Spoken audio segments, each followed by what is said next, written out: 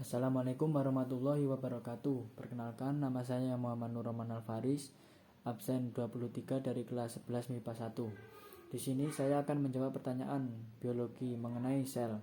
Nomor 1. Jelaskan sejarah penemuan sel. Jawabannya, sejarah penemuan sel berawal dari sebuah penelitian seorang ilmuwan bernama Robert Hooke pada tahun 1665.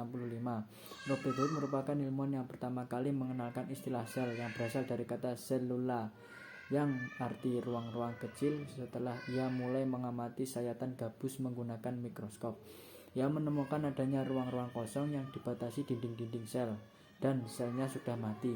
Pertanyaan nomor 2. Jelaskan pengertian sel menurut Jacob Schleiden, Max Schluitzer, dan Rudolf Virchow. Jawabannya, nomor 1. Menurut Jacob Schleiden. Menurut Jacob Schleiden menyatakan bahwa semua makhluk hidup tersusun atas sel, sehingga sel merupakan unit sel struktural dasar penyusun kehidupan.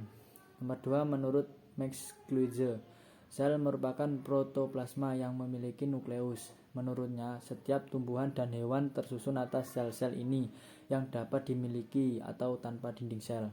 Yang nomor 3. Rudolf Virchow menyatakan bahwa setiap sel berasal dari sel lainnya, atau dalam bahasa lainnya omnis cellulae cellula.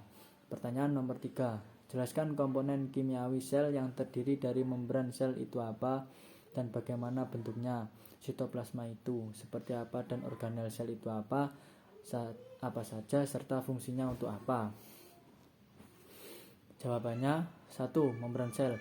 Membran sel atau disebut dengan selaput plasma merupakan lapisan pembatas antara bagian dalam sel dan lingkungan luarnya. Membran sel bersifat selektif permeable atau disebut semi permeable, yaitu hanya bisa dilewati oleh zat-zat tertentu seperti glukosa, asam amino, dan lain-lain. Fungsi membran sel yaitu melindungi isi sel sebagai lalu lintas molekul dan ion secara dua arah, sebagai reseptor terjadi proses biokimiawi. Nomor 2. Sitoplasma adalah cairan yang terdapat di dalam sel dan terletak di luar inti sel. Sitoplasma tersusun dari cairan dan padatan. Cairan sitoplasma disebut sitosol yang bersifat koloid, terutama karena adanya protein dan RNA. Padatan adalah organel-organel sitoplasma, berfungsi sebagai tempat berlangsungnya beberapa reaksi kimia dan terampungnya beberapa organel sel. Nomor 3. Organel sel. Organel sel dibagi menjadi 3. Nomor 1. Nukleus atau disebut dengan inti sel, berfungsi mengatur aktivitas sel. Nomor 2. Retikulum endoplasma atau disebut dengan RE, disingkat dengan RE. RE terbagi menjadi 2. 1. RE kasar, ditempeli ribosom, berfungsi sebagai alat transportasi yang protein yang disintesis oleh ribosom. 2. RE halus, tidak ditempeli ribosom, berfungsi menyintesis lipid, fosfolipid, dan steroid. Nomor 3. Badan Golgi, fungsinya 1. Membentuk membran sel dan dinding sel tumbuhan. Nomor 2. Membentuk kantong atau disebut dengan vasikula pada sel, kelenjar untuk sekresi.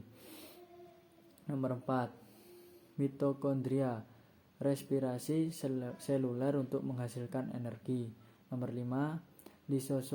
Libosom, berfungsi melakukan pencernaan straseluler. Nomor 6. Badan mikro atau disebut dengan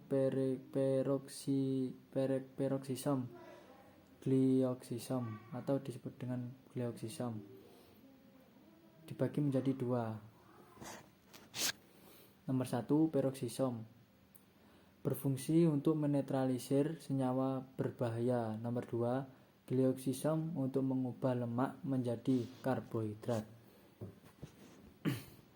Nomor 7. Plastida, berfungsi menjadi organel tumbuhan untuk kelangsungan hidup.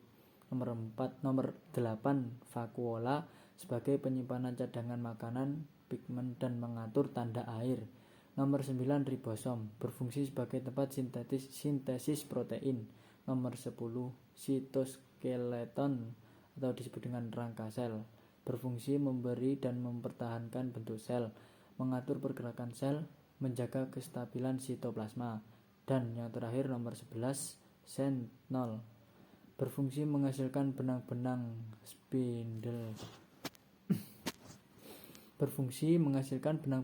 spindle untuk melekatnya kromosom. Sekian dari saya. Wassalamualaikum warahmatullahi wabarakatuh.